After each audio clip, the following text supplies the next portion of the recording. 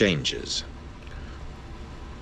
When Perrin left the Wise One's tent, he considered removing his coat to see whether his hide was still attached and whole. Not a tethered goat, maybe, but a stag with 6 she-wolves on his heels, and he was unsure what fast feet had gained him. For certain, none of the Wise Ones had changed their mind, and their promises not to take any action on their own had been vague at best. About the Aes Sedai, there had been no promises, even foggy ones. He looked for either of the sisters and found Masuri. A narrow rope had been tied between 2 trees and a fringed red and green rug draped over it. The slender brown was flailing away with a bent wood beater, raising thin clouds of dust, motes that floated glittering in the mid-morning sun. Her warder, a compact man with dark receding hair, sat on a fallen tree trunk nearby, watching her glumly. Robert Kirkland normally had a ready grin, but it was buried deep today. Masuri caught sight of Perrin, and with barely a pause in her rug beating, shot him a look of such frozen malevolence that he sighed. And she was the one who thought as he did. As close to it as he was likely to find, anyway. A red-tailed hawk passed overhead, riding rising currents of hot air from hill to hill without flapping its outstretched wings. It would be very nice to soar away from all this. The iron in front of him, not dreams of silver. Nodding to Sulin and the maidens, who might have taken root under that leather leaf, Perrin turned to go, and stopped. 2 men were climbing the hill, one an Aiel in the grays and browns and greens of the cotton sore, his bow on his back, a glistening quiver at his belt, and his spears and round-eyed buckler in hand. Gaul was a friend, and the only man among the Aiel who did not wear white. His companion, a head shorter in a broad-brimmed hat and coat and breeches of a plain dull green, was no Aiel. He had a full quiver at his belt, too, and a knife even longer and heavier than the Aielman's, but he carried his bow, much shorter than a 2 Rivers longbow, though longer than the horn bows of the Aiel. Despite his clothes, he did not have the look of a farmer or a city man either. Perhaps it was the graying hair tied at the nape of his neck and hanging to his waist, the beard fanning across his chest, or perhaps just the way he moved, much like the man at his side, slipping around the brush on the hill so that you were sure no twig snapped in his passing, no weeds broke under his foot. Perrin had not seen him in what seemed a very long time. Reaching the hilltop, Elias Machera regarded Perrin, golden eyes shining faintly in the shadow of his hat brim. His eyes had been that way years before Perrin's. Elias had introduced Perrin to the wolves. He had been dressed in hides then. "Good to see you again, boy," he said quietly. Sweat glistened on his face, but little more than on Gaul's. "You give away that axe finally? I didn't think you'd ever stop hating it." "I still do," Perrin said just as quietly. A long time ago, the one-time warder had told him to keep the axe until he stopped hating to use it. Light, but he still hated it. And he had added new reasons now. "What are you doing in this part of the world, Elias? Where did Gaul find you?" "He found me," Gaul said. "I did not know he was behind me until he coughed." He spoke loudly enough to be heard by the maidens, and the sudden stillness among them was solid as a touch. Perrin expected at least a few cutting comments. Aiel humor could near draw blood, and the maidens seized any chance to dig at the green-eyed man. But instead, some of the women took up spears and bucklers to rattle them together in approbation. Gaul nodded approval. Elias grunted ambiguously and tugged his hat down, yet he smelled pleased. The Aiel did not approve of much this side of the Dragon Wall. "I like to keep moving," he told Perrin, "and I just happened to be in Ghealdan when some mutual friends told me you were traveling with this parade." He did not name the mutual friends. It was unwise to speak openly about talking to wolves. "Told me a lot of things. Told me they smell a change coming. They don't know what. Maybe you do. I hear you've been running with the Dragon Reborn." "I don't know," Perrin said slowly. "A change?" He had not thought to ask the wolves anything more than where large groups of men were, so he could go around them. Even here in Gildan, sometimes he felt blame among them for the wolves dead at Dumai's wells. What kind of change? Rand is surely changing things, but I couldn't say what they mean. Like the whole world is turning somersaults, and never mind him. All things change, Gall said dismissively. Until we wake, the dream drifts on the wind. For a moment, he studied Perrin and Elias, comparing their eyes. Perrin was sure. He said nothing about them, though. The Aiel seemed to take golden eyes as just one more peculiarity among wetlanders. I will leave you two to talk alone. Friends long separated need to talk by themselves. Sulin, are Chiad and Bane about? I saw them hunting yesterday and thought I might show them how to draw a bow before one of them shoots herself. I was surprised to see you come back today, the white-haired woman replied. They went out to set snares for rabbits. Laughter rippled through the maidens, and fingers flickered rapidly in hand talk. Sighing, Gall rolled his eyes ostentatiously. In that case, I think I must go cut them loose. Almost as many maidens laughed at that, including Sulin. May you find shade this day, he told Perrin, a casual farewell between friends, but he clasped forearms formally with Elias and said, My honor is yours, Elias Machera. Odd fellow, Elias murmured, watching Gall lope back down the hill. When I coughed, he turned around ready to kill me, I think. Then he just started laughing instead. You have any objections to going somewhere else? I don't know the sister who's trying to murder that rug, but I don't like taking chances with Aes Sedai. His eyes narrowed. Gall says there are 3 with you. You don't expect to be meeting up with any more, do you? I hope not, Perrin replied. Masuri was glancing their way between slashes with the beater. She would learn about Elias's eyes soon enough and start trying to ferret out what else linked him to Perrin. Come on. It's time I was back in my own camp anyway. Are you worried about meeting an Aes Sedai who knows you? Elias's days as a warder had ended when it was learned he could talk to wolves. Some sisters thought it a mark of the Dark One, and he had had to kill other warders to get away. The older man waited until they were a dozen paces from the tents before he replied, and even then he spoke quietly, as though he suspected someone behind them might have ears as good as theirs. One who knows my name will be bad enough. Warders don't run off often, boy. Most Aes Sedai will set free a man who really wants to go. Most will. And anyway, she can track you down however far you run if she decides to hunt.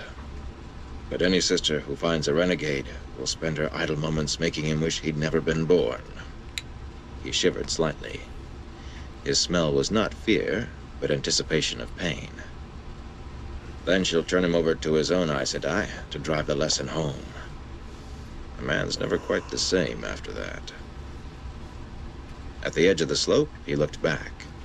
Masuri did seem to be trying to kill the carpet, focusing all her rage on attempting to beat a hole through it. Elias shivered again, though. Worst thing would be to run into Rena. I'd rather be caught in a forest fire with both legs broken. Rena's your Aes Sedai? But how could you run into her? The bond lets you know where she is. That nudged something in Perrin's memory, but whatever it was, melted away at Elias's reply. A fair number can fuzz the bond, in a manner of speaking. Maybe they all can.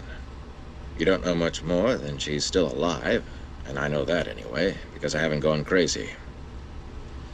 Elias saw the question on his face and barked a laugh. Light, man. A sister's flesh and blood, too. Most are.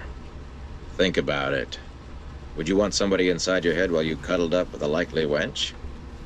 Sorry, I forgot you were married now. No offense meant. I was surprised to hear you'd married a Saldean, though. Surprised? Perrin had never considered that about the water bond. Light, for that matter. He had never really thought about Aes Sedai that way.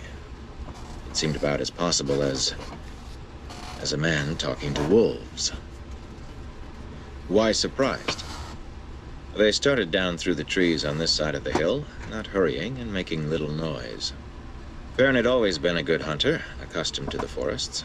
and Elias hardly disturbed the leaves underfoot, gliding smoothly through the undergrowth without shifting a branch. He might have slung his bow on his back now, but he still carried it ready. Elias was a wary man, especially around people.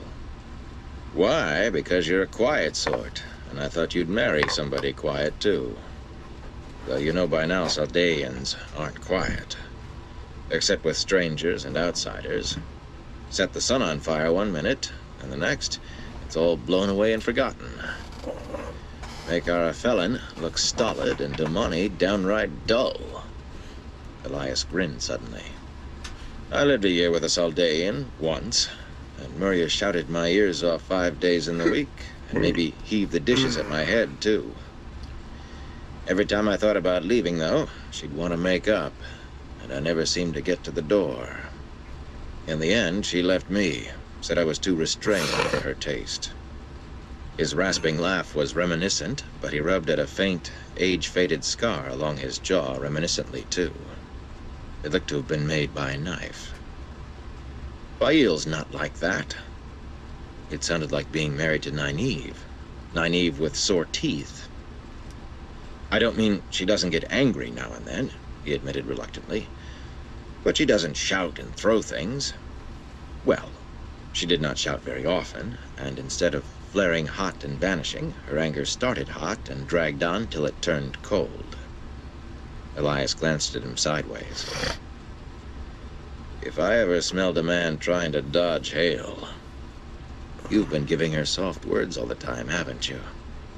Mild as milk water, and never lay your ears back? Never raise your voice to her? Of course not, Perrin protested. I love her. Why would I shout at her? Elias began muttering under his breath, though Perrin could hear every word, of course. Burn me, a man wants to sit on a red adder, it's his affair. Not my business if a man wants to warm his hands when the roof's on fire.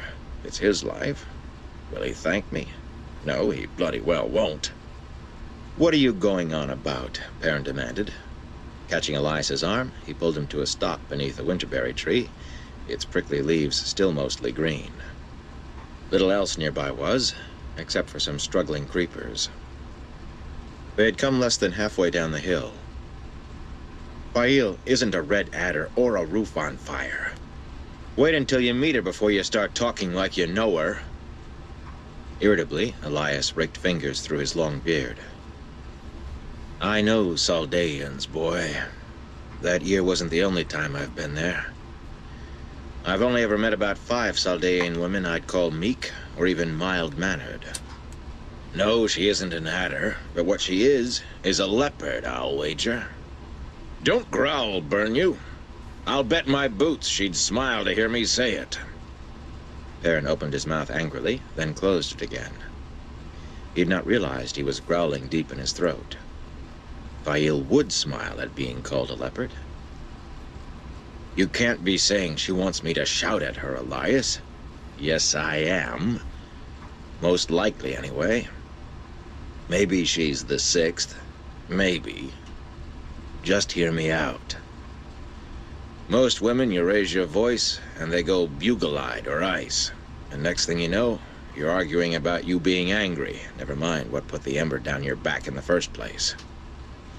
Swallow your tongue with a Saldean, though, and to her, you're saying she isn't strong enough to stand up to you. Insult her like that, and you're lucky she doesn't feed you your own gizzard for breakfast. She's no far-matting wench, to expect a man to sit where she points and jump when she snaps her fingers. She's a leopard, and she expects her husband to be a leopard, too. Light, I don't know what I'm doing. Giving a man advice about his wife is a good way to get your innards spilled. It was Elias's turn to growl. He jerked his hat straight unnecessarily and looked around the slope frowning, as though considering whether to vanish back into the forests, then poked a finger at Perrin. Look here. I always knew you were more than a stray, and putting what the wolves told me together with you just happening to be heading toward this prophet fellow, I thought maybe you could use a friend to watch your back. Of course, the wolves didn't mention you were leading those pretty Mayenner Lancers. Neither did Gaul till we saw them. If you'd like me to stay, I will. If not, There's plenty of the world I haven't seen yet. I can always use another friend, Elias. Could Fail really want him to shout?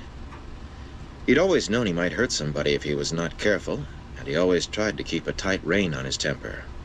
Words could hurt as hard as fists. The wrong words, words you never meant, let loose in a temper.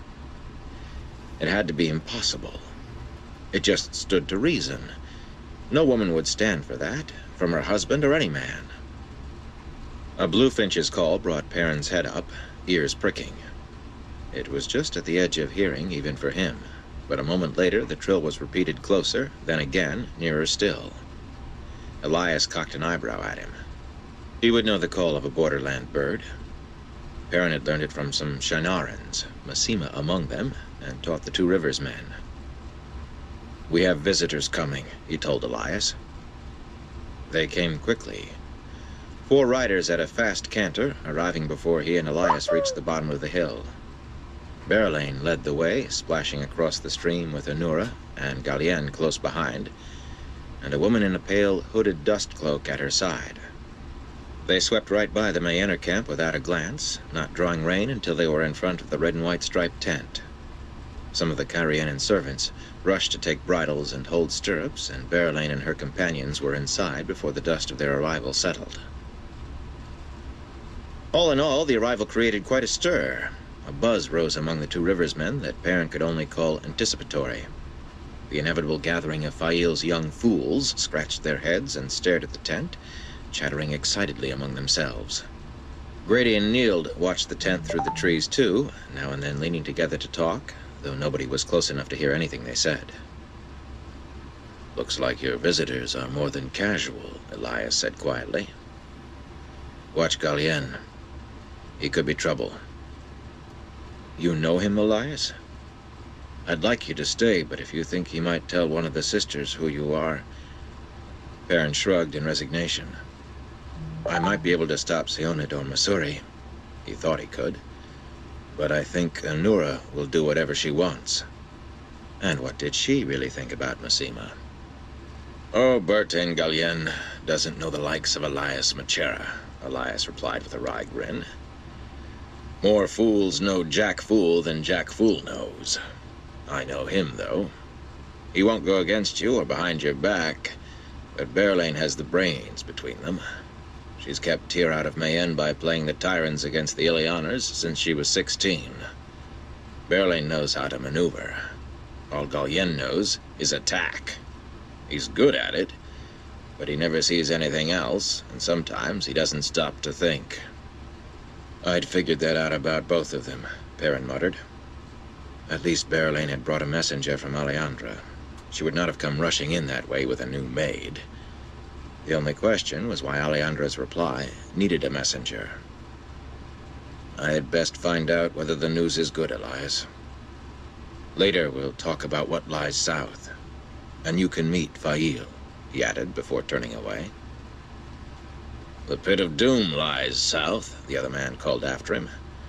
Or as close to it as I expected to see below the Blight. Perrin imagined he heard that faint thunder in the west again. Now that would be a pleasant change.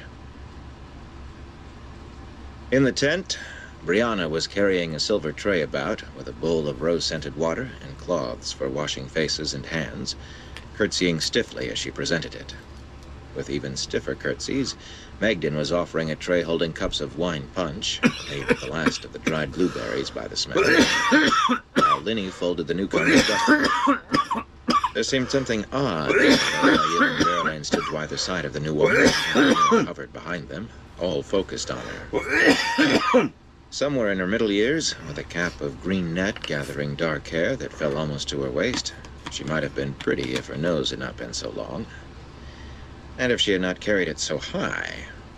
Shorter than Fail or Berlain, either one, she still managed to look down that nose at Perrin, coolly examining him from hair to boots. She did not blink at sight of his eyes, although nearly everyone did. Majesty, Berlain pronounced in a formal voice as soon as Perrin entered. May I present Lord Perrin Ebara of the Two Rivers, in Andor, the personal friend and emissary of the Dragon Reborn. The long-nosed woman nodded carefully, coolly, and Berlain went on with scarcely a pause. Lord Ibarra, give greetings and welcome to Aleandra Maritha Kigarin, Queen of Gildan, Blessed of the Light, Defender of Garen's Wall, who was pleased to receive you in person. Galien, standing near the tent wall, adjusted his eye patch and raised his wine cup to Perrin with a smile of triumph. For some reason, Fail shot Berlain a hard look. Perrin's mouth nearly dropped open. Aleandra herself? He wondered whether he should kneel, then settled for a bow after too long a pause. Light! He had no notion how to deal with a queen, especially one who turned up out of the blue with no escort, without a jewel in sight. Her dark green riding dress was plain wool, lacking a single stitch of embroidery. After the recent news, Aleandra said, I thought I should come to you, Lord Ibarra. Her voice was calm, her face smooth, her eyes aloof, and observant, or he was a Taran ferryman. Best to step warily till he knew how the path lay. You may not have heard, she continued, but 4 days ago Ilion fell to the Dragon Reborn. Blessed be his name in the light. He has taken the laurel crown, though I understand it is now called the Crown of Swords. Fail, taking a cup from Megdan's tray, whispered under her breath, and 7 days ago the Shonchan took Ebudar. Even Megdan did not notice. If Perrin had not already taken hold of himself, he truly would have gaped. Why did Fail tell him this way instead of waiting for it to come from the woman who must have told her? In a voice that everyone could hear, he repeated her words. A hard voice, but that was the only way to keep it from shaking. Ebudar, too. Light. And 7 days ago? The day Grady and the others had seen the one power in the sky. Coincidence, maybe? But would he rather it had been the Forsaken? Anura frowned over her cup, pursing her lips, before he finished speaking, and Berlain gave him a startled look that vanished quickly. They knew he had not known about Ebudar when they rode into Bethal. Aleandra merely nodded, every bit as self-possessed as the gray. You seem remarkably well informed, she said, coming closer to him. I doubt the first rumors are reaching Johanna with the river trade yet. I myself learned of it only a few days ago. Several of the merchants keep me abreast of events. I believe, she added dryly, that they hope I can intercede for them with the prophet of the Lord Dragon, if such becomes necessary. At last he could pick out her scent, and his opinion of her changed, though not for the worse. Outwardly, the queen was all cool reserve, but uncertainty shot through with fear filled the smell of her. He did not believe he could have held his face so calm had he felt that. Always best to know as much as you can, he told her, half distracted. Burn me, he thought. I have to let Rand know about this. In Saldea, we find merchants useful for information, too, Fail said, implying that was how Perrin knew about Ebudar. They seem to learn what happened 1,000 miles off weeks before the rumors begin. She did not look at Perrin, but he knew she spoke to him as much as Aleandra. Rand knew, she was saying. And anyway, there was no way to get word to him in secret. Could Fail really want him to?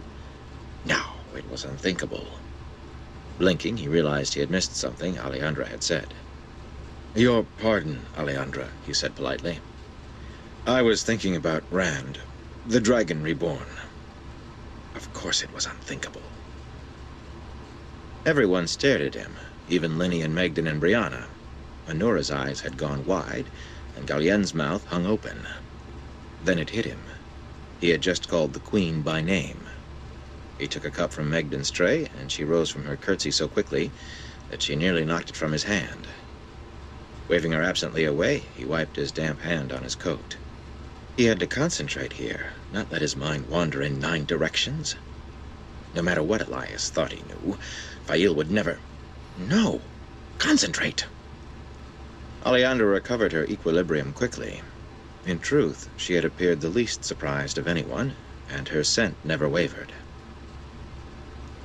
I was saying that coming to you in secret seemed the wisest course, Lord Ibarra, she said in that cool voice. Lord Telebin believes I am keeping private in his gardens, which I left by a seldom-used gate. Passing out of the city, I was Anura Sedai's maid. Brushing fingertips across one skirt of her riding dress, she gave a small laugh. Even that about her was cool, so at odds with what his nose told him. A number of my own soldiers saw me, but with the hood of my cloak pulled up, none knew me. Times being what they are, that was probably wisest, Perrin said carefully. But you will have to come into the open sooner or later, one way or another. Polite and to the point, that was the thing. A queen would not want to waste time with a man who blathered, and he did not want to disappoint Fail by acting the hayfoot again. Why come at all? All you had to do was send a letter or just tell Berylane your answer. Will you declare for Rand or not? Either way, have no fear about getting back to Bethel safely. A good point, that. Whatever else frightened her, being here alone must. Fail was watching him, pretending not to, sipping her punch and directing her smiles at Alejandra, but he caught the quick flickers of her eyes in his direction. Berylane made no pretense, watching quite openly, eyes slightly narrowed and never leaving his face. Anura was just as intent, just as thoughtful. Did they all believe he was going to trip over his own tongue again?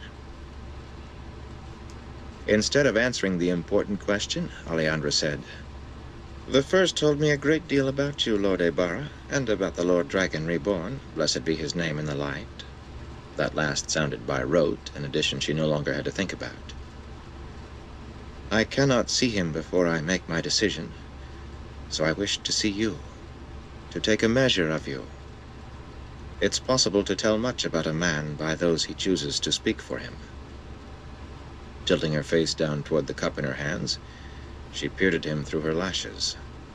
From Berylane, that would have been flirtatious, but Alejandra was cautiously watching a wolf, sure as he was standing in front of her. "I also saw your banners," she said quietly.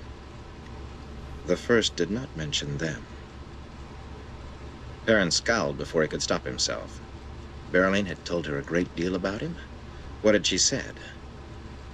"The banners are meant to be seen." Anger put a roughness in his voice that required some effort to force down. Now, Berylane was a woman who needed shouting at. "Believe me, there are no plans to set up Manetheren again." There. His tone was as cool as Alejandra's. "What is your decision? Rand can have 10,000 soldiers, 100,000, here in the blink of an eye, or near enough. And he might have to. The Seanchan and Amador and Abu Dar? Light, how many were they?" Alejandra sipped delicately at her wine punch before speaking, and again she dodged the question. "There are 1,000 rumors, as you must know, and even the wildest is believable when the dragon is reborn. Strangers appear claiming to be Arthur Hawkwing's armies returned, and the tower itself is broken by rebellion." "A matter for Aes Sedai," Anura said sharply. "It concerns no one else." Berylane flashed an exasperated look at her, which she affected not to notice. Alejandra flinched and turned her shoulder to the sister. Queen or not, no one wanted to hear that tone from an Aes Sedai. "The world is turned upside down, Lord Ibarra. Why, have you not had reports of Aiel sacking a village right here in Gil'dan?" Abruptly, Perrin realized there was more here than anxiety over offending Aes Sedai. Alejandra watched him, waiting. But for what? Reassurance? "The only Aiel in Gil'dan are with me," he told her. "The Seanchan may be descendants of Arthur Hawkwing's army. Hawkwing is 1,000 years dead. Rand dealt with them once already, and he will again." He remembered Falma as clearly as Dumai's wells, though he had tried forgetting. Surely there had not been enough of them there to take Amador and Abu Dar, even with their Damane. Bulwer claimed they had Terabana soldiers too. And it might cheer you to hear that those rebel Aes Sedai support Rand. They will soon, at least. That was what Rand said. A handful of Aes Sedai with nowhere to go except to him. Perrin was not so sure. Rumor and Gildan put an army with those sisters. Of course, the same rumors counted more Aes Sedai in that handful than there were in the world. But still, Light, he wished someone would reassure him. "Why don't we sit?" he said. "I'll answer any questions you have to help you make your decision, but we might as well be comfortable." Drawing one of the folding chairs to him, he remembered at the last instant not to just drop into it, but it creaked under him just the same. Linny and the other two servants rushed about, pulling chairs into a circle with his, but none of the other women moved toward them. Alejandra stood looking at him, and the rest looked at her, except for Galien, who merely poured himself another cup of punch from the silver pitcher. It came to Perrin that Fail had not opened her mouth since speaking of the merchants. He was as grateful for Berlane's silence as he was that she had not decided to flutter her lashes at him in front of the Queen. But he could have used some help from Fail right then. A little advice. Light, she knew 10 times what he did about what he should say and do here. Wondering whether he should stand with the others, he set down his wine punch on one of the small tables and asked her to speak to Alejandra. "If anyone can make her see the right way to go, you can," he said. Fail gave him a pleased smile, but held her tongue. Abruptly, Alejandra put out her cup to one side without looking, as if expecting a tray to be there. One was, barely in time to catch the cup, and Megden, who held it, muttered something Perrin hoped Fail had not heard. Fail was death on servants using that sort of language. He started to rise as Alejandra approached him, but to his shock, she knelt gracefully in front of him, catching his hands with hers. Before he knew what she was doing, she twisted so her hands were back to back between his palms. She clung so hard, her hands must have hurt. For sure, he was not certain he could loose himself without hurting her. "Under the light," she said firmly, looking up at him. "I, Alejandra Maritha Kigaran, pledge my fealty and service to Lord Perrin Ebara of the Two Rivers, now and for all time, save that he chooses to release me of his own will. My lands and throne are his, and I yield them to his hand. So do I swear." For an instant, there was a silence broken only by Galien's gasp and the muted thud of his wine cup hitting the rug. Then Perrin heard Fail, once more whispering so softly, no one next to her could have made out her words. "Under the light, I do accept your pledge and will defend and protect you and yours through battle's rack and winter's blast and all that time may bring. The lands and throne of Gildan I give to you as my faithful vassal. Under the light, I do accept." That must have been the Saldean manner of accepting. Thank the light, she was too busy concentrating on him to see Berlain nodding at him furiously, urging the same. The pair of them looked almost as if they had expected this. Anura, though, with her mouth hanging open, appeared as stunned as he, like a fish who had just seen the water vanish. "Why?" he asked gently, ignoring Fail's frustrated hiss and Berlain's exasperated grunt alike. "Burn me," he thought. "I'm a bloody blacksmith. Nobody swore fealty to blacksmiths. Queens did not swear fealty to anyone." "I've been told I'm ta'veren. You might want to reconsider this in an hour." "I hope you are ta'veren, my lord." Alejandra laughed, but not in amusement, and gripped his hands even more tightly, as though fearful he might pull away. "With all my heart, I hope it. I fear nothing less will save Gildan. I all but reached this decision as soon as the first told me why you are here, and meeting you only confirmed me in it. Gildan needs protection I cannot give, so duty demands I find it. You can give it, my lord. You and the Lord Dragon Reborn, blessed be his name in the light. In truth, I would swear directly to him if he were here, but you are his man.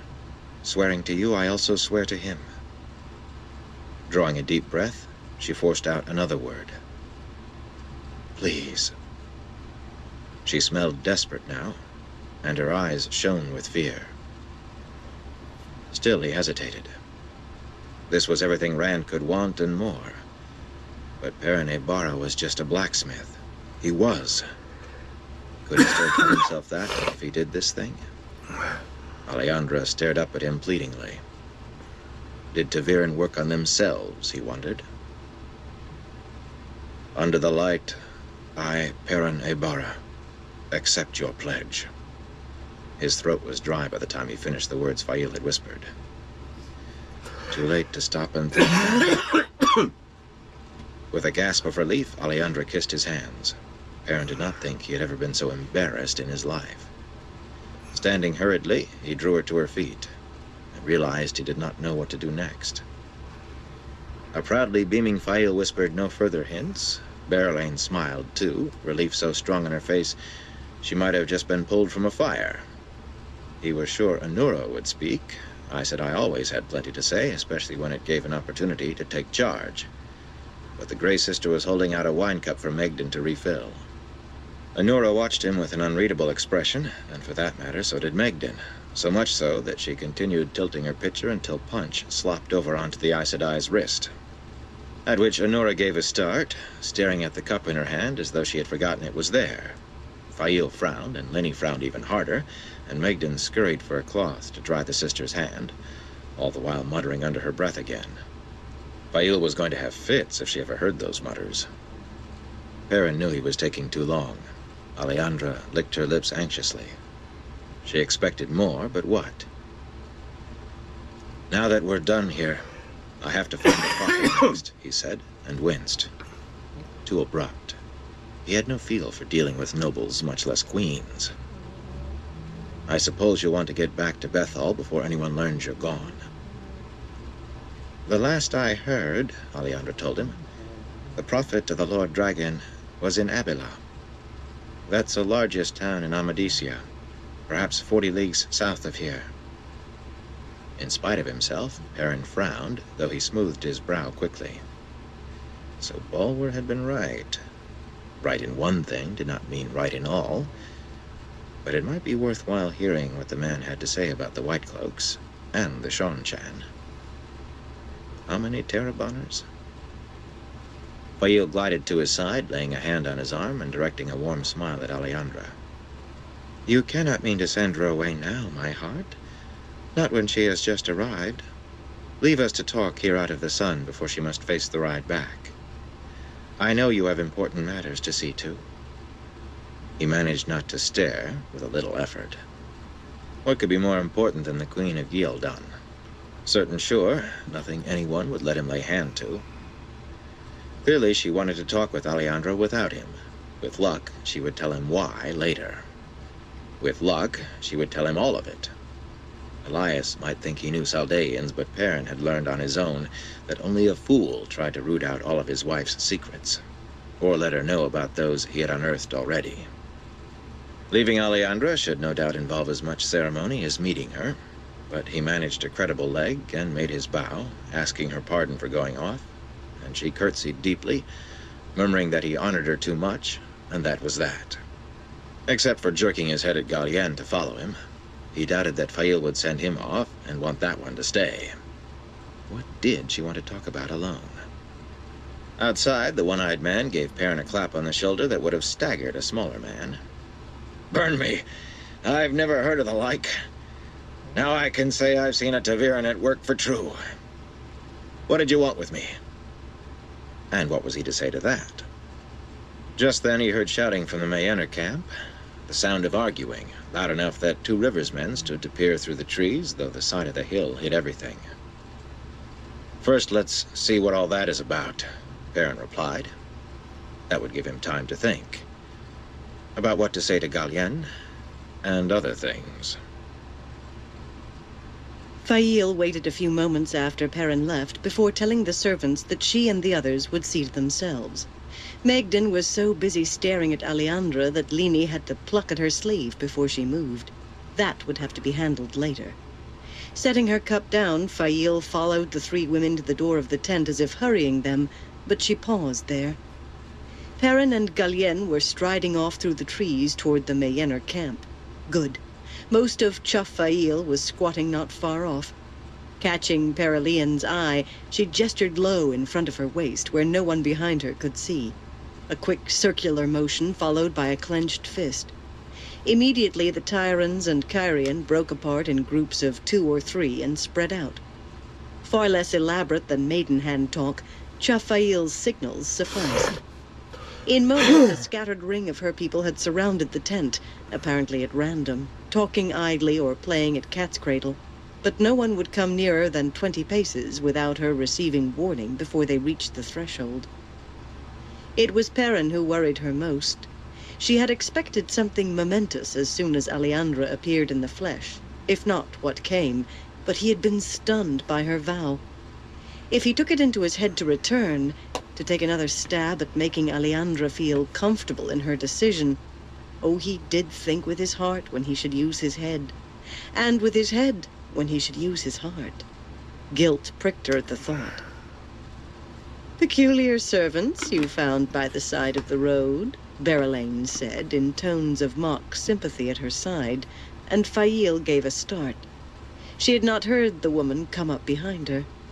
Lini and the others were walking toward the carts, Lini shaking a finger at Megden, and Berelaine shifted her gaze from Fail to them. She kept her voice low, but the mocking tone remained.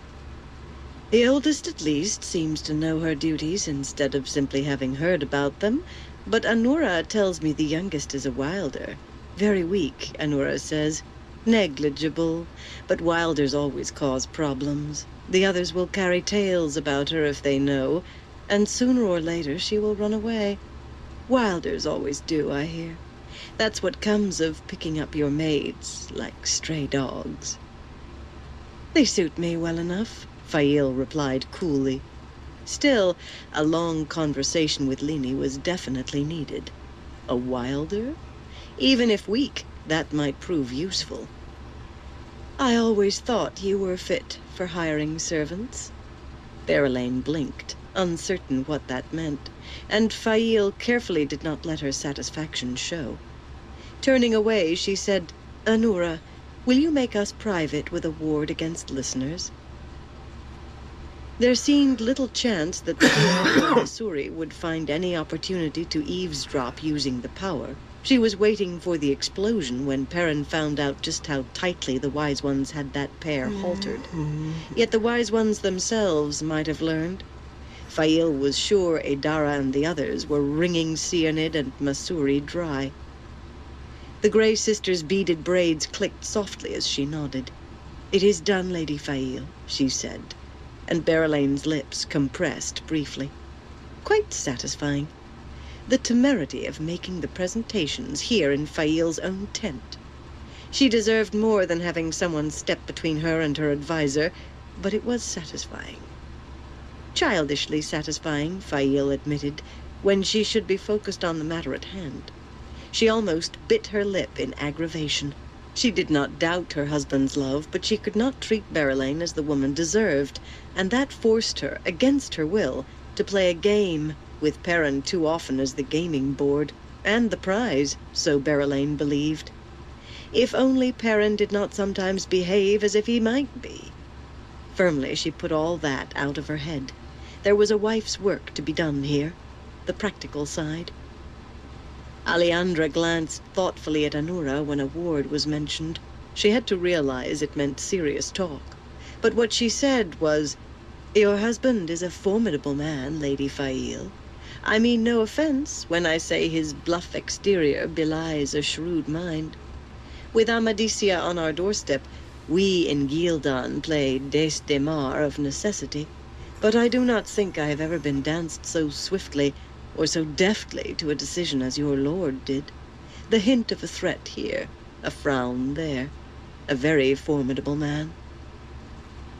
This time, hiding her smile took some effort on Fail's part.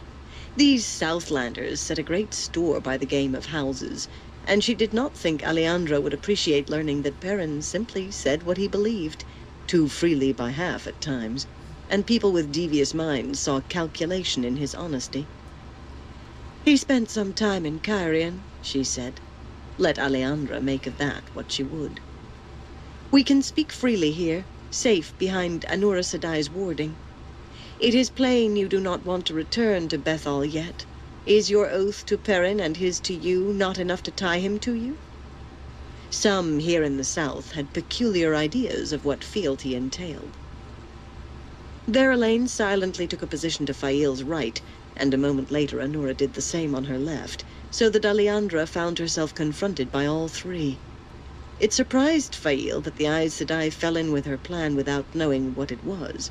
Without doubt, Anura had her own reasons, and Fail would have given a pretty to know what they were. But she felt no surprise that Verlaine did so. One casual mocking sentence could spoil everything, especially about Perrin's skill in the great game, yet she was sure it would not come. In a way, that irritated her. Once she had despised Verlaine. She still hated her, deep and hot, but grudging respect had replaced contempt. The woman knew when their game had to be put aside. If not for Perrin, Fail thought she might actually have liked her. Briefly, to extinguish that hateful thought, she pictured herself shaving Verlaine bald. She was a jade and a trull, and not something Fail could allow to divert her now. Aleandra studied each of the women in front of her in turn, but she gave no evidence of nervousness. Taking up her wine cup again, she sipped casually and spoke with sighs and rueful smiles, as if her words were not really as important as they sounded. I mean to keep my oath, of course, but you must understand that I hoped for more. Once your husband goes, I am left as I was. Worse, perhaps, until some tangible aid comes from the Lord Dragon, blessed be his name in the light. The prophet could ruin Bethal, or even Johanna itself, as he did Samara, and I cannot stop him. And if he somehow learns of my oath. He says he has come to show us how to serve the Lord Dragon in the light, but he is the one who shows that way, and I cannot think he will be pleased with anyone who finds another. It is good that you will keep your oath, Fail told her dryly. If you want more of my husband, perhaps you should do more. Perhaps you should accompany him when he goes south to meet the prophet. Of course, you will want your own soldiers with you, but I suggest no more than the first has with her. Shall we sit? Taking the chair Perrin had vacated, she motioned Verlaine and Anura to those on either side, and only then gestured toward another for Aleandra. The queen sat slowly, staring wide-eyed at Fail, not nervous, but astounded. Why in the light would I do that? She exclaimed. Lady Fail, the children of the light will take any excuse to increase their depredations in Gildan, and King Aelron might decide to send an army north as well. It's impossible. The wife of your liege lord asks it of you, Aleandra, Fail said firmly. It didn't seem possible that Aleandra's eyes could widen further, yet they did. She looked to Anura and found only imperturbable Aes Sedai calm looking back. Of course, she said after a moment. Her voice was hollow.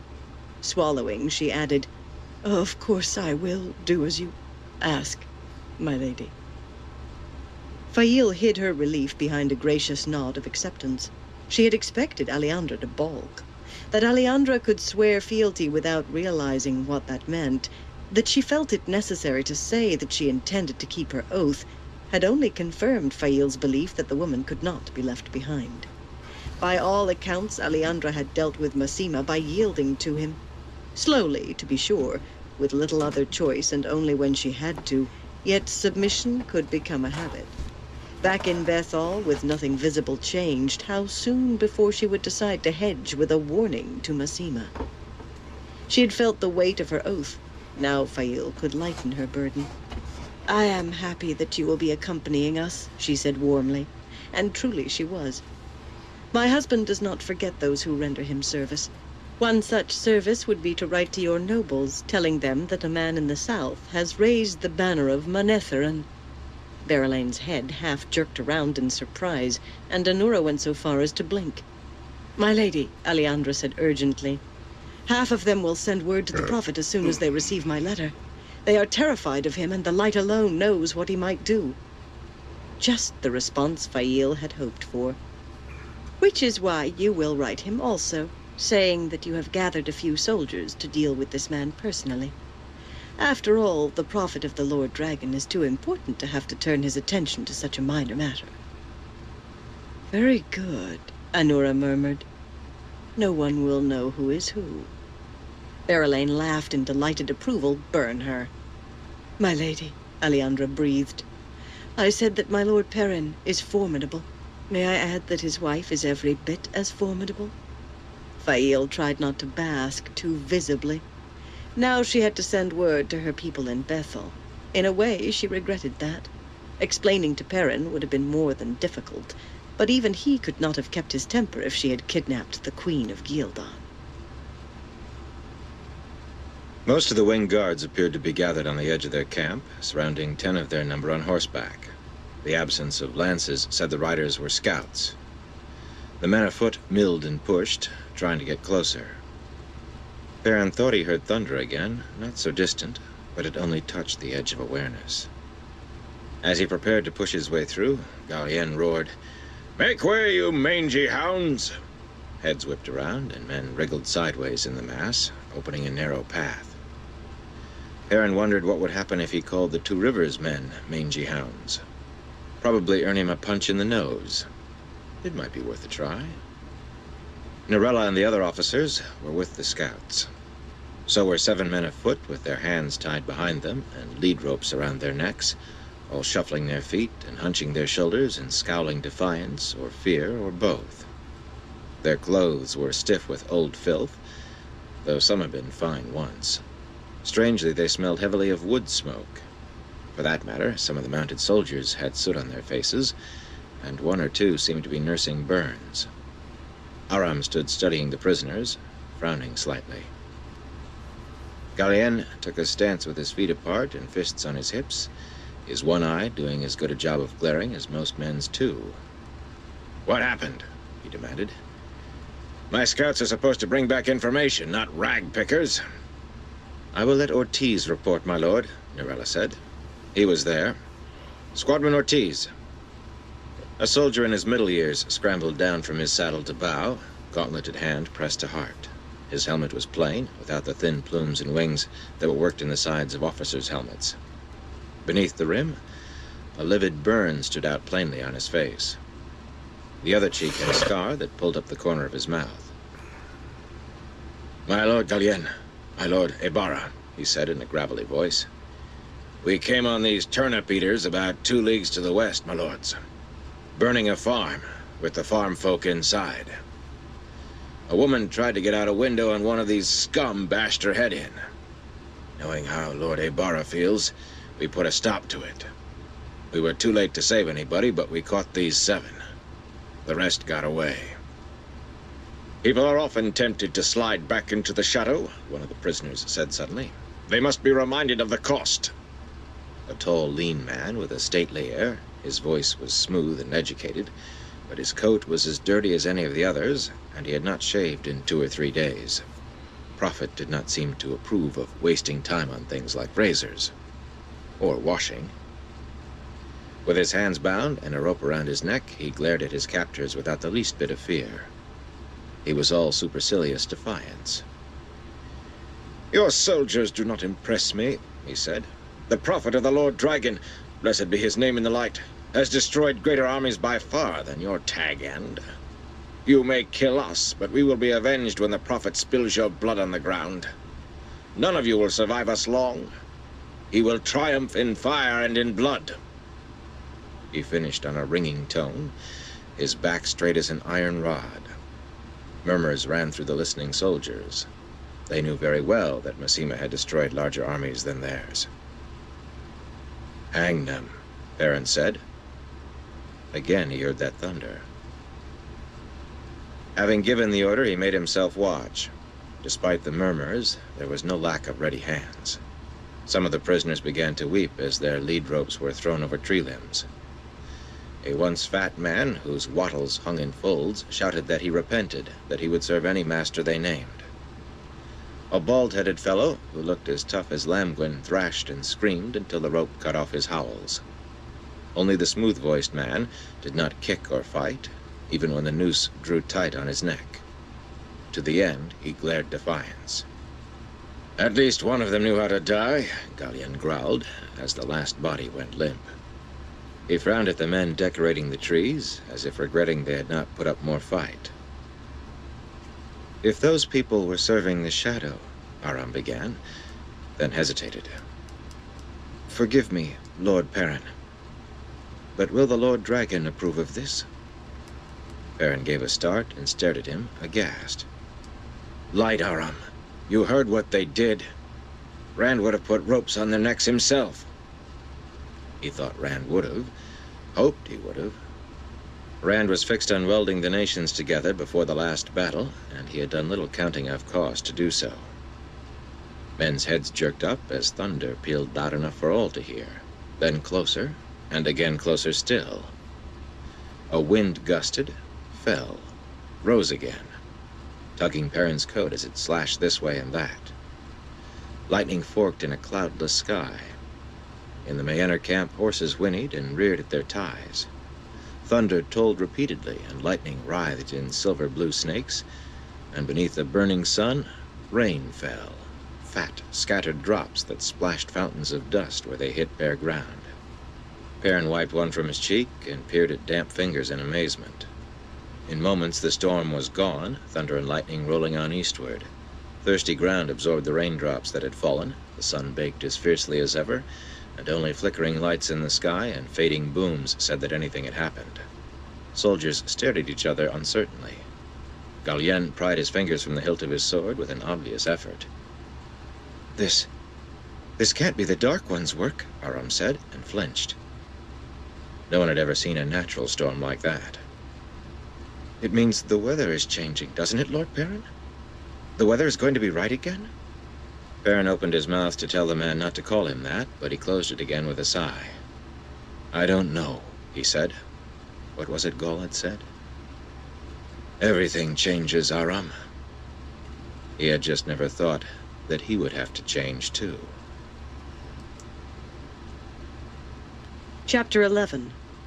Questions and an Oath. The air in the huge stable smelled of old hay and horse dung, and blood and burned flesh. With all the doors closed, the air felt thick. 2 lanterns gave little light, and shadows filled most of the interior. In the long rows of stalls, horses whickered nervously. The man hanging by his wrists from a roof beam gave a low moan, then a ragged cough. His head fell down on his chest. He was a tall man, well-muscled, if rather the worse for wear. Abruptly, Savannah realized that his chest no longer moved. The gem-studded rings on her fingers glittered red and green as she gestured curtly to Riala. The flame-haired woman pushed the man's head up and thumbed back one eyelid, then pressed an ear to his chest, careless of the still smoldering splinters that peppered him. With a sound of disgust, she straightened. He is dead. We should have left this to the maidens, Savannah, or the Black Eyes. I do not doubt we killed him by ignorance. Savannah's mouth tightened and she shifted her shawl in a clatter of bracelets. They ran nearly to her elbows, a noticeable weight in gold and ivory and gems, yet she would have worn every one she owned if she could. None of the other women said anything. Putting prisoners to the question was not the work of wise ones, but Riala knew why they had to do this themselves. The lone survivor of 10 mounted men who thought they could defeat 20 maidens because they rode horses, the man had also been the first Shan-Chan captured in the 10 days since their arrival in this land. He would have lived if he had not fought the pain so hard, Riala, so Merrin said finally, shaking her head. A strong man for a wetlander, but he could not accept pain. Still, he told us much. Savannah eyed her sideways, trying to see whether she hid sarcasm. As tall as most men, Somerin wore more bracelets and necklaces than any woman there except Savannah herself, layers of fire drops and emeralds, rubies and sapphires, almost concealing a too full bosom that otherwise would have been half bared with her blouse undone almost to her skirt. Her shawl, tied around her waist, hid nothing. At times it was difficult for Savannah to tell whether Somerin was copying her or competing with her. Much! Mera exclaimed. In the light of the lantern she held, her long face was grimmer than usual, though that hardly seemed possible. Mera could find the dark side of the noonday sun. That his people lie 2 days west in the city called Amador? We knew that. All he has told us are wild tales. Arthur Hawkwing. Bah! The maidens should have kept him and done what was needed. Would you risk letting everyone learn too much too soon? Savannah bit her lip in vexation. She'd almost called them you fools. Too many already knew too much, in her opinion, wise ones among them, but she could not risk offending these women. That knowledge grated on her. The people are frightened. There was no need to hide her contempt for that, at least. What shocked her, outraged her, was not that they were afraid, but how few made any effort to hide the fact. Black Eyes or Stone Dogs or even maidens would have talked of what he said. You know they would. His lies would only have spread more fear. They had to be lies. In Savannah's mind, a sea was like the lakes she had seen in the wetlands, but with its far side beyond sight. If hundreds of thousands more of his people were coming, even from the other side of so large a body of water, the other prisoners she had questioned would have known of them, and no prisoner was questioned without her present. Tion raised the second lantern and regarded her with unblinking gray eyes. Nearly a head shorter than Somerin, Tion was still taller than Savannah, and twice as wide. Her round face often appeared placid, but thinking her so was a mistake. "They are right to fear," she said in a stony voice. "I am afraid and take no shame in it. The Shan-Chan are many if they are no more than Tuk Amador, and we are few.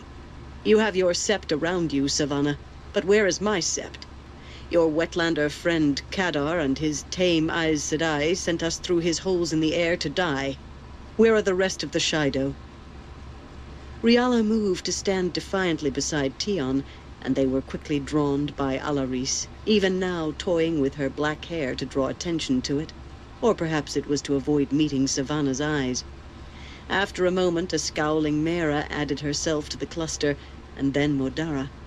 Modara might have been called slim, if she were not even taller than Somerin. As it was, lean was the best that could be said of her. Savannah had thought Modara as firmly in her grasp as any of the rings on her fingers. As firmly in her grasp as... Somerin looked at her and sighed, looked at the others. Slowly she walked over to stand beside them. Savannah was left standing on the very edge of the lantern's light. Of all the women tied to her by the killing of Desane, she trusted these most. Not that she trusted anyone very far, of course, but Somerin and Modara she had been sure were hers, as tightly as if they had sworn water oath to follow where she led. And now they dared face her with accusing eyes. Even Alaris looked up from playing with her hair. Savannah met their stares with a cool smile just short of a sneer. Now, she decided, was not the time to remind them of the crime that bound their fates together. Not the bludgeon this time. "I suspected Kadar might try to betray us," she said instead. Riala's blue eyes widened at the admission, and Tion opened her mouth. Savannah went on, not leaving them room to speak. "Would you rather have remained in Kinslayer's dagger to be destroyed? To be hunted like animals by 4 clans whose wise ones know how to make those holes without the traveling boxes? Instead, we are in the heart of a rich, soft land. Richer even than the lands of the tree killers. Look at what we have taken in only 10 days. How much more will we take in a wetlander city? You fear the Shan-Chan because they have numbers? Remember that I brought every Shido wise one who can channel with me." That she could not channel herself seldom occurred to her now. Soon that lack would be remedied. "We are as strong as any force these wetlanders can send against us, even if they do have flying lizards." She sniffed forcefully to show what she thought of those. None of them had seen one, nor any of the scouts, but nearly every prisoner had been full of the ridiculous tales. "After we find the other septs, we will take this land for our own. All of it. We will extract a 10-fold repayment from the Aes Sedai, and we will find Kadar and make him die screaming for mercy." That should have rallied them, restored their hearts, as she had had to do before. Not one woman's face changed. Not one. "And there is the Karakarn," Tion said calmly, "unless you have given up your plan to marry him." "I have given up nothing," Savannah replied irritably. The man, and more important, the power that came with him, would be hers someday, somehow, whatever it took. Smoothing her voice, she went on, Rand al'Thor is hardly of consequence now, at least to these blind simpletons. With him in her hands, anything would be possible for her. I do not intend to stand here all day discussing my bridal wreath. I have matters to see to that are important. As she stalked away from them through the gloom toward the doors of the stable, an unpleasant thought suddenly occurred to her. She was alone with these women. How far could she trust them now? Desane's death remained all too vivid in her mind. The Wise One had been butchered using the One power, by the women behind her, among others. The thought twisted her belly tight. She listened for the faint rustle of straw that would announce feet following her and heard nothing. Were they just standing there, watching? She refused to look over her shoulder. Keeping the same slow pace required only a little effort. She would not display fear and shame herself. Yet when she pushed one of the tall doors open on its well-oiled hinges and stepped into bright midday light, she could not stop from drawing a relieved breath. Effalin was pacing outside, Shufa draped around her neck, bow cased on her back, spears and buckler in hand. The gray-haired woman turned abruptly, the worry on her face fading only a little at sight of Savannah, the leader of all the Shido maidens, and she let her distress show? She was not Jumai, but she had come with Savannah using the excuse that Savannah spoke as the chief, until a new chief of the Shido could be chosen. Savannah was sure that Effalin suspected that would never happen. Effalin knew where the power lay, and when to keep her mouth closed. Bury him deeply and hide the grave, Savannah told her. Effalin nodded, signaling the maidens ringing the stable to their feet, and they vanished inside behind her. Savannah studied the building, with its sharp-peaked red roof and blue walls, then turned to the field in front of it. A low stone fence with a single opening right before the stable enclosed a circle of hard-packed dirt perhaps 100 paces across. The wetlanders had used it for training horses. Why it had been placed so far from everything else, surrounded by trees so tall that Savannah still sometimes stared at them, she had not thought to ask the former owners, but the isolation served her purposes. The maidens with Effalin were those who had captured the Shanchan. No one not here knew he existed, or would know. Were the other Wise Ones talking in there, about her, in front of the maidens? What were they saying? She would not wait on them or anyone. They came out of the stable just as she started off toward the forest, Somerin and the others, and followed her into the trees, arguing among themselves about the Shanchan and Kadar, and where the rest of the Shido had been sent. Not about her, but then they would not where she could listen. What she did hear made her grimace. There were over 300 Wise Ones with the Jumai, and it was the same whenever 3 or 4 started talking. Where were the rest of the septs? And had Kadar been a spear hurled by Rand al'Thor? And how many Shanchan were there? And even, did they really ride lizards? Lizards? These women had been with her from the first. She had guided their feet step by step, but they believed they had helped plan every move, believed they knew the destination. If she was losing them now... The forest gave way to a huge clearing that could have swallowed the circle back at the stables 50 times over, and Savannah felt ill temper slipping away as she stopped to look. Low hills rose to the north, and mountains a few leagues beyond them were capped with clouds, great masses of white streaked with dark gray. She had never seen so many clouds in her life. Closer at hand, thousands of Jumai went about the day's work. The ring of hammer on anvil rose from blacksmiths, and sheep and goats were being slaughtered for the evening meal, their bleating mixed with the laughter of the children as they ran at play. Given more time to prepare for their flight from Kinslayer's dagger than the other septs, the Jumai had brought the flocks gathered in Kyrian and added to them here. Many people had set up their tents, but there was no need. Colorful structures nearly filled the clearing like a large wetlander village, tall barns and stables, a large forge and the squat roofs that had sheltered servants, all painted red and blue, surrounding the great roof itself. The manor house, that was called, 3 floors high beneath a dark green tile roof, all of it a paler green trimmed with yellow, atop a broad man-made stone hill 10 paces tall. Jumai and Gai Shine climbed the long ramp that led to the great building's door and walked the ornately carved balconies that ringed it. The stone walls and palaces she had seen in Kairin had not impressed her half so much. This one was painted like a wagon of the lost ones, but even so, marvelous. She should have realized that with so many trees, these people could afford to build anything of wood. Could no one but she see how fat this land was? More white-clad Gai Shine scurried about their tasks than any 20 septs had ever had before, nearly half as many as there were Jumai. No one complained about making wetlanders Gai Shine anymore. They were so docile. A wide-eyed young man in rough-sewn white hurried past, clutching a basket, gaping at the people around him and stumbling over the hem of his robe. Savannah smiled.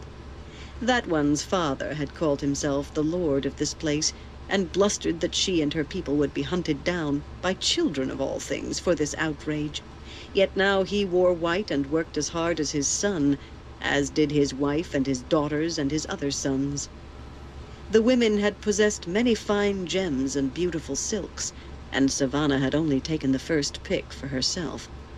A fat land, so soft it oozed rich oils. The women behind her had stopped short to talk among themselves at the edge of the trees. She caught what they were saying, and it turned her mood again. "How many Aes Sedai fight for these Shanchan?" Tion was saying. "We must learn that."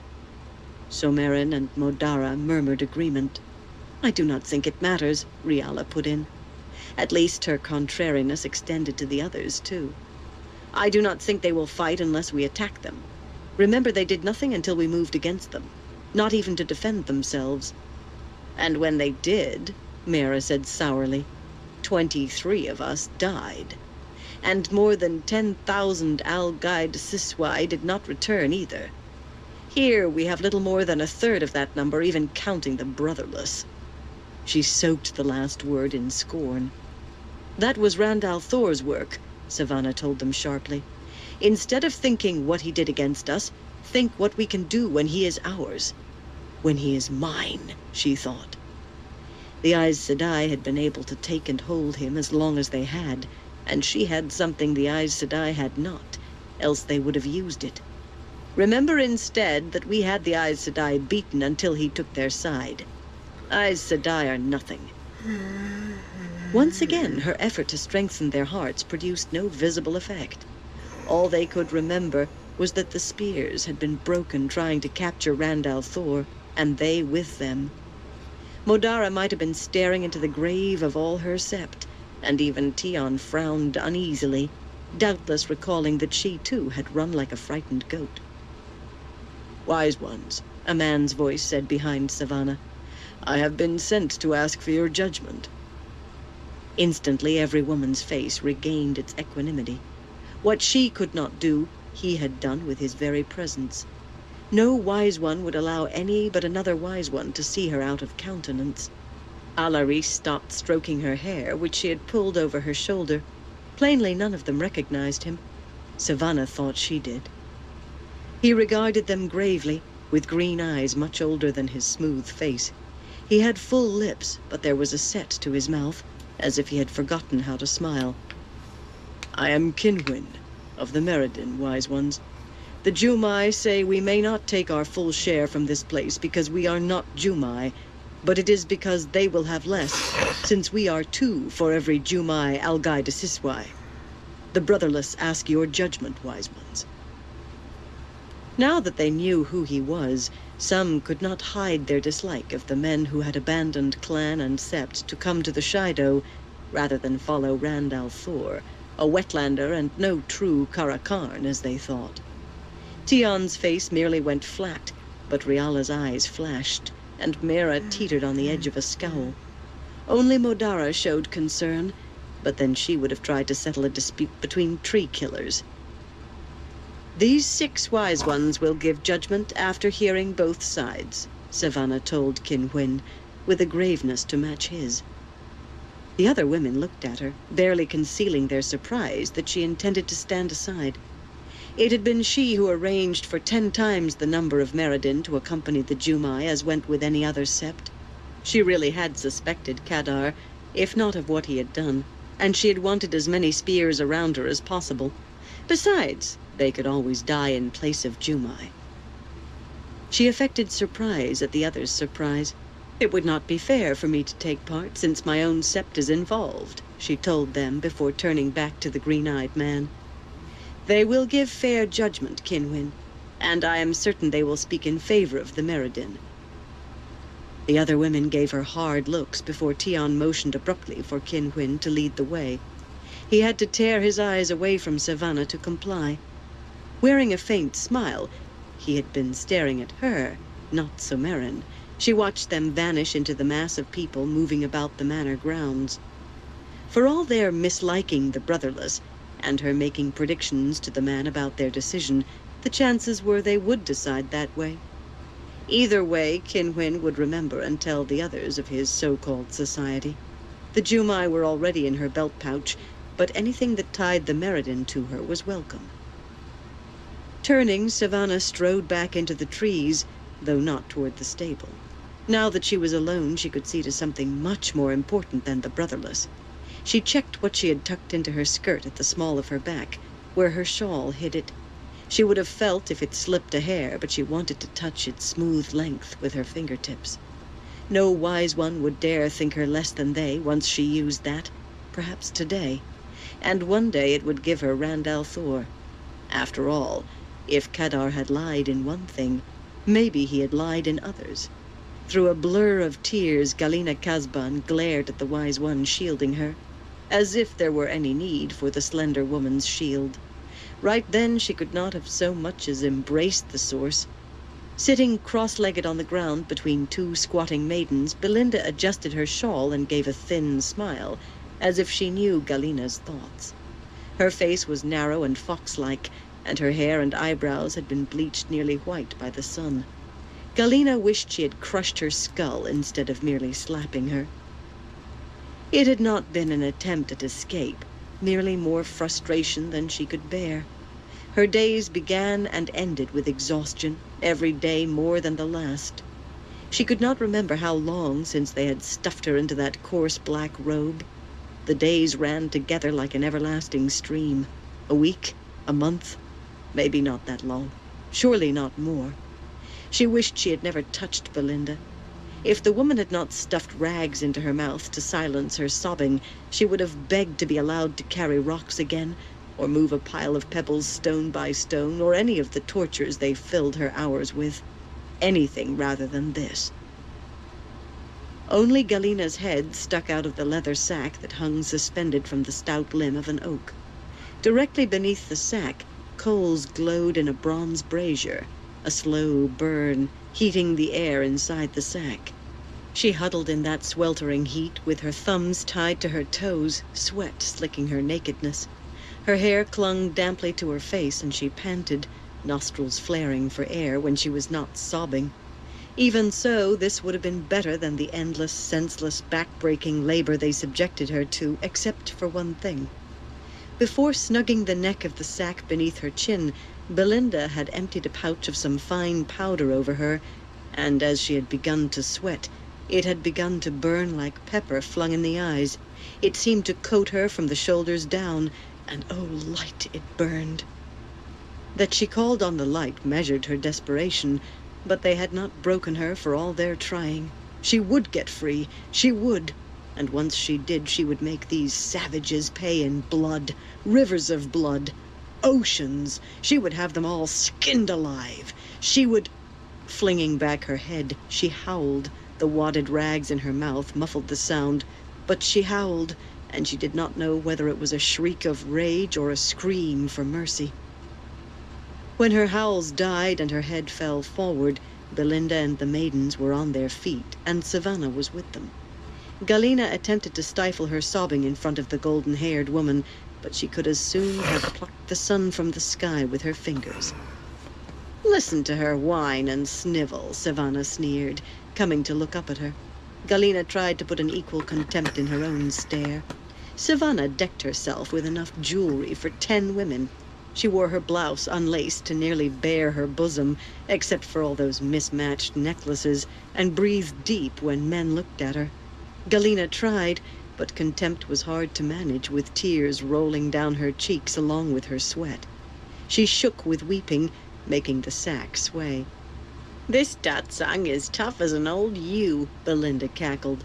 "But I always found even the toughest old ewe was made tender if cooked slowly with the right herbs. When I was a maiden, I softened stone dogs with enough cooking." Galena closed her eyes. Oceans of blood, to pay for... The sack lurched, and Galena's eyes popped open as it began to settle. The maidens had undone the rope running over the limb, and the pair of them were lowering her slowly.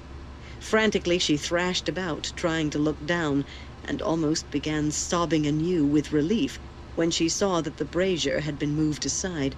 With Belinda's talk of cooking, that would be Belinda's fate, Galena decided.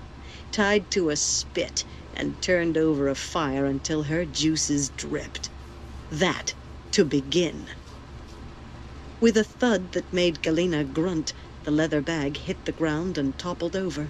As unconcerned as if they were handling a sack of potatoes, the maidens tumbled her out onto the brown weeds, sliced the cords that held her thumbs and toes, plucked the gag from between her teeth. Dirt and dead leaves stuck to the sweat coating her. She very much wanted to stand, to meet them all eye to eye and glare for glare.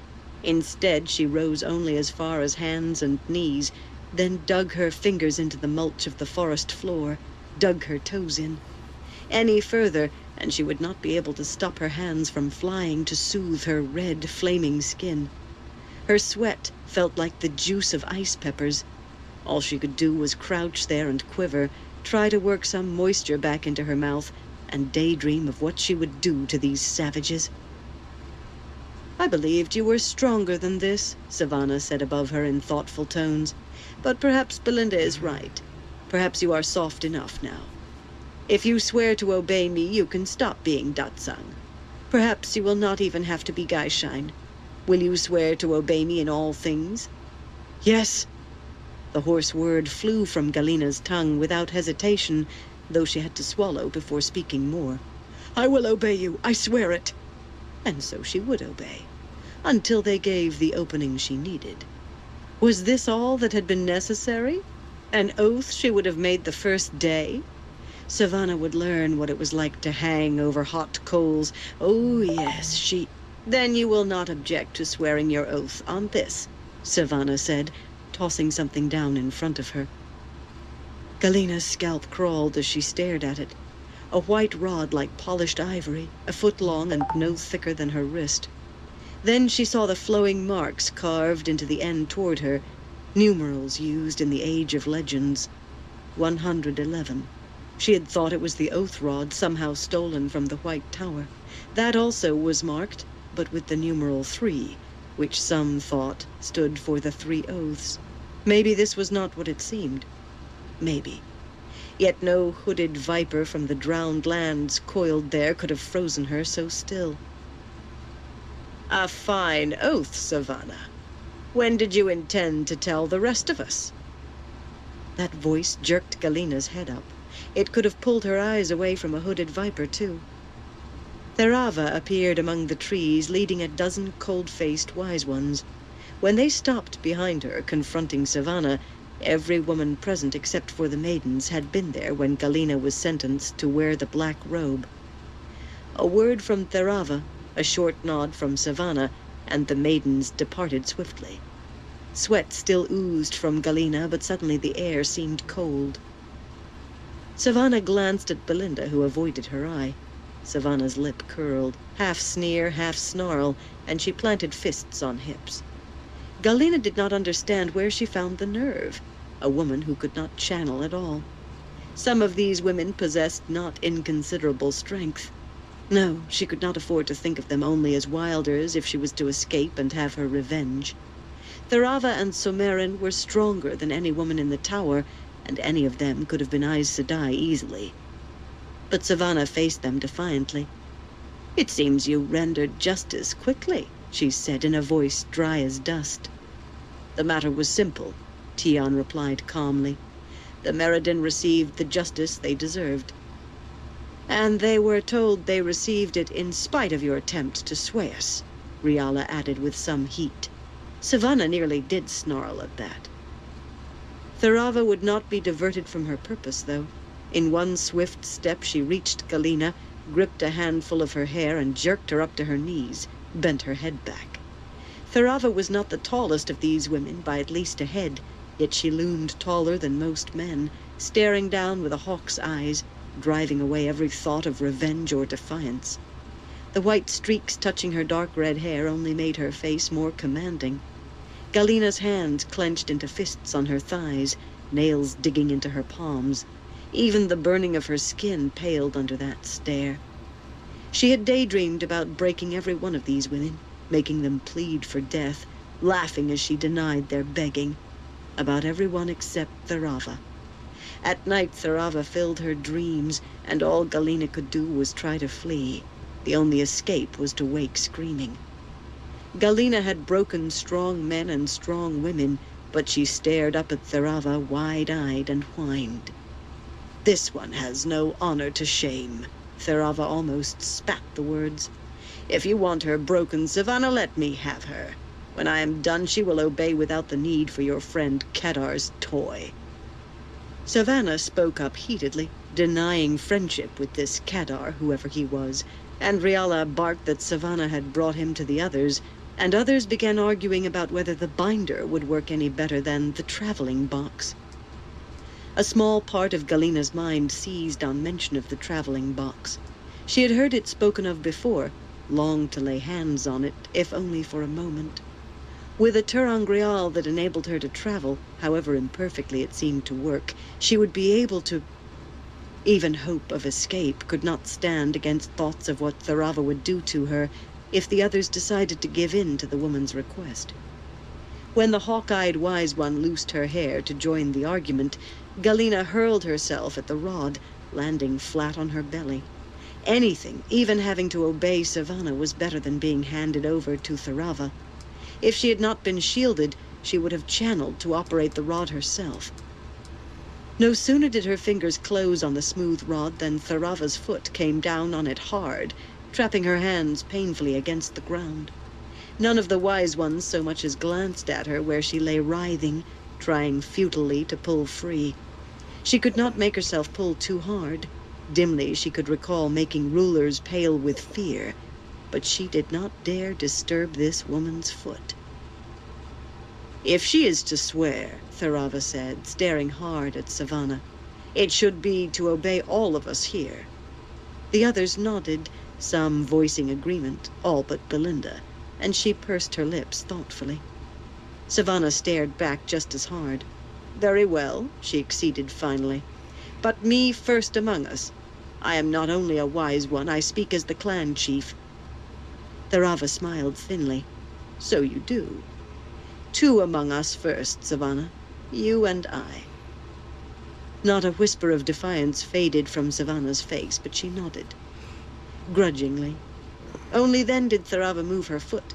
The light of Saidar surrounded her, and a flow of spirit touched the numerals at the end of the rod in Galina's hands, just as was done with the oath rod. For an instant, Galina hesitated, flexing mashed fingers. It felt the same as the oath rod, too. Not quite like ivory, not quite like glass, distinctly cool on her palms. If it was a second oath rod, it could be used to remove any oath she swore now. If she were given the opportunity. She did not want to take the chance, did not want to swear to Tharava in any case. Always before this in her life she had commanded. Life since her capture had been misery, but Tharava would make her a lapdog. Yet if she did not, would they let Tharava break her? She could not find the smallest particle of doubt that the woman would do just that. Utterly. Under the light and by my hope of salvation and rebirth. She no longer believed in the light or a hope of salvation, and there was no need to speak more than a simple promise, but they expected a strong oath. "I swear to obey every wise one present here in all things, and first among them Tharava and Savannah." The last hope that this binder was something else vanished as Galena felt the oath settle on her, as if she suddenly wore a garment that covered her far too tightly, from her scalp to the soles of her feet. Throwing back her head, she screamed. In part, that was because it suddenly seemed as if the burning of her skin was being pressed deep into her flesh, but mainly it was pure despair. "Be quiet," Tharava said sharply. "I do not want to listen to you wailing." Galena's teeth clicked shut, nearly biting her tongue, and she struggled to swallow her sobs. Nothing but obedience was possible now. Tharava frowned at her.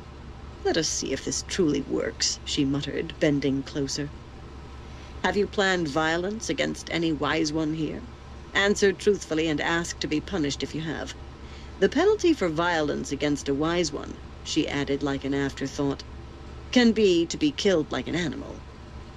She drew a finger expressively across her throat, then gripped her belt knife with the same hand.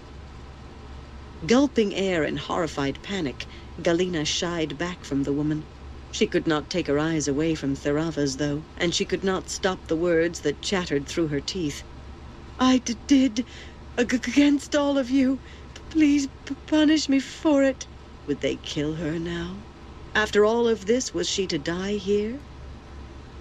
"It seems this binder does as your friend claimed after all, Savannah."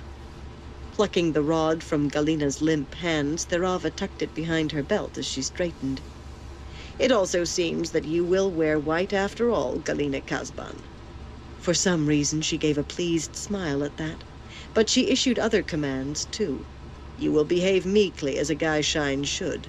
If a child tells you to jump, you will jump unless one of us has said otherwise. And you will not touch Saidar or Channel unless one of us tells you. Release the shield on her, Belinda." The shield vanished, and Galena knelt there, staring hollowly. The source shone just out of sight, tantalizing, and she could have sprouted wings as easily as she could stretch out for it. Bracelets clattered as Savannah shifted her shawl in anger. "You take too much on yourself, Tharava. That is mine. Give it to me." She held out her hand, but Tharava merely folded her arms beneath her breasts. "There have been meetings among the wise ones," the stern-eyed woman told Savannah. "We have reached certain decisions." The women who had come with her gathered behind her, all of them facing Savannah, and Belinda hurried to join them. "Without me?" Savannah snapped. "Do any of you dare reach a decision without me?" Her tone remained as strong as ever, but her eyes flickered to the rod in Tharava's belt, and Galena thought there was a touch of uneasiness there. Another time, she would have been delighted to see it. "One decision had to be reached without you," Tian said in a flat voice. "As you so often point out, you speak as the clan chief," Emerus added, a mocking light in her big gray eyes. "Sometimes wise ones must speak without a clan chief listening, or someone who speaks as a chief." "We decided," Tharava said, "that just as a clan chief must have a wise one to advise him, so must you have a wise one's advice. I will advise you." Gathering her shawl around her, Savannah studied the women confronting her. Her expression was unreadable. How did she do it? They could crush her like an egg beneath a hammer. "And what advice do you offer me, Tharava?" she said at last in an icy voice. "My strong advice is that we move without delay," Tharava replied, as cool as Savannah. "These Shanchan are too close and too many. We should move north into these mountains of mist and establish a hold. From there we can send parties to find the other septs. It may take long to reunite the Shido, Savannah. Your wetlander friend may have scattered us to the 9 corners of the world. Until we do that, we are vulnerable. We will move tomorrow." If Galena had not been sure she knew Savannah inside and out, she would have thought the woman sounded petulant as well as angry. Those green eyes flashed. "But east. That also is away from the Shanchan, and the lands to the east are in turmoil, ripe for plucking." There was a long silence. Then Tharava nodded. "East." She said the words softly, the softness of silk laid over steel. But remember that clan chiefs have lived to regret rejecting a wise one's advice too often. You may as well. The threat on her face was plain as that in her voice, yet Savannah laughed. You remember, Therava. All of you remember. If I am left for the vultures, so will you be. I have made assurance of that. The other women exchanged worried glances, all but Therava, and Modara and Norlia frowned. Slumped on her knees, whimpering and trying in vain to soothe her skin with her hands, Galina found herself wondering what these threats meant. It was a small thought, worming its way through bitterness and self-pity. Anything she could use against these women would be welcome, if she dared use it. A bitter thought. Abruptly, she realized that the sky was turning dark. Billowing clouds were rolling down from the north, streaked gray and black, obscuring the sun. And beneath the cloud fell flurries of snow swirling in the air. None reached the ground. Few fell as far as the treetops, but Galina gaped. Snow? Had the Great Lord loosened his grip on the world for some reason? The wise ones stared at the sky, too, mouths hanging open as if they had never seen clouds, much less snow. What is this, Galina Kazban? Therava demanded. Speak if you know. She did not look away from the sky until Galina told her it was snow, and when she did, it was to laugh. I always thought the men who ran down Lehman Tree Killer lied about snow. This could not hamper a mouse. Galina clamped her jaws shut on explaining about snowfalls, aghast that her instinct had been to curry favor.